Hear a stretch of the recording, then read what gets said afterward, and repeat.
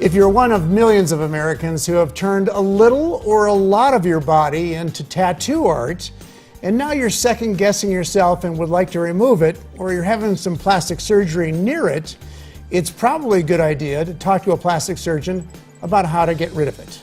Tattoo removal is a moving target in its effectiveness because we're getting better and better devices, but it's still not perfect. Because even if you get rid of the tattoo, sometimes you leave a little bit of a halo, a little bit of a residual where you can tell there was something there before. Maybe better than the tattoo, but still something. Dallas-based plastic surgeon William Adams sees the tide of tattoo removal rising as his new patients become younger. I think it's going to become probably increasingly more common because they say over 50% of people under the age of 25 have a tattoo somewhere. Obviously, how well plastic surgeons can succeed at making a tattoo a distant and invisible memory rests on several factors. Depending on where it is, how big it is, what we're going to do, that may affect that tattoo. Like we may remove half the tattoo, or we may, and sometimes the patients is like, that's great, I don't like this tattoo. Sometimes they like the tattoo and we're thinking how we can not affect it.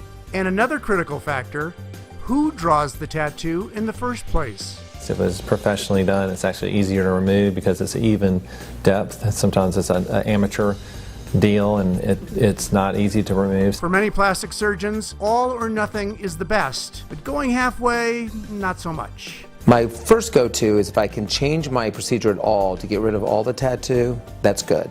Or if I can keep all the tattoo and avoid the tattoo, that's good too. It's really when you invade the tattoo that becomes a problem. If you are going to go the removal route, it's probably best to wait until after the plastic surgery. Because most of it we usually are going to get rid of with the surgery itself. So why spend a lot of time removing something that I'm going to remove anyway?